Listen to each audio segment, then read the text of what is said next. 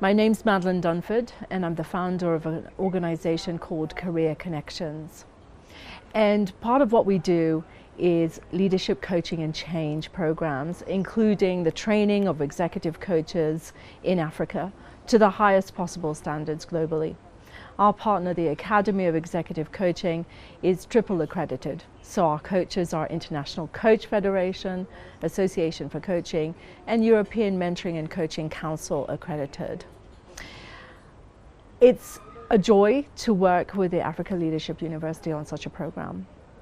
It's really important to us to support public sector leaders in whatever forum we can. In the corporate sector, where most of our clients originate, there is access to self-development opportunities, but we are expecting from our public sector the same level of service and excellence that we would get from private entities. If that's the case, we need to support their leadership development. And we would start from the point, and this program does that, of allowing them to examine what is their purpose as leaders. What type of legacy do they want to create? How can they, and through their teams, provide excellence? How in touch are they with themselves and how they behave, how they show up? And that speaks to emotional intelligence. We know that our public sectors are sometimes really hard places to work. So how can they be inspiring leaders, showing empathy and support for those that they're growing below them? And lastly, it's a place of necessity to be really resilient as a leader if you're going to work in the public sector. And so those are the areas that this program touches on, and where our coaches are going to support them to self-examine and to work out how will they make the biggest impact going forward on their own organizations, but more so because they're in the public sector, in a wider environment, what impact are they creating? Why coaching is really important for this type of program.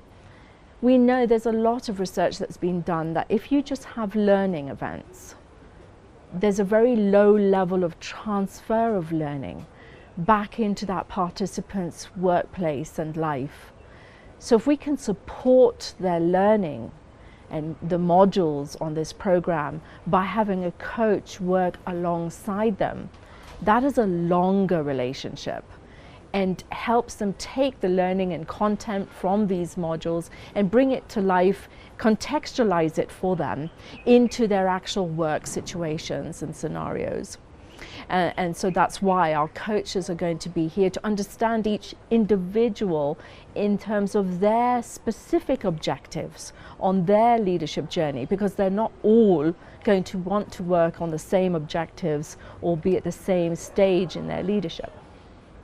And so the coach is going to understand from start what will make the biggest difference to that particular leader, and then going forward work with them and walk the journey actually with them through this program and beyond, so that the change, the transformation that we hope from such a program is inculcated into these individual participants' lives and work.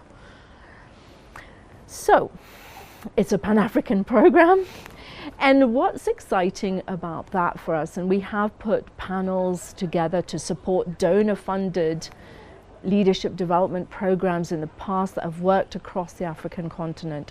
I think there's a presumption that actually our contexts are all the same, and that's a very big misconception. We're all facing very different challenges depending on which sector you're working in, which country you come from. And I think there's a richness in being able to find coaches from different contexts that provide and allow you to brainstorm with a different lens into what you're trying to achieve. And I know that's how we've matched up the coaches. We do have some Kenyan participants on the program, but we have a large contingent, for instance, from Rwanda, and they will be working with coaches from different countries to support their change.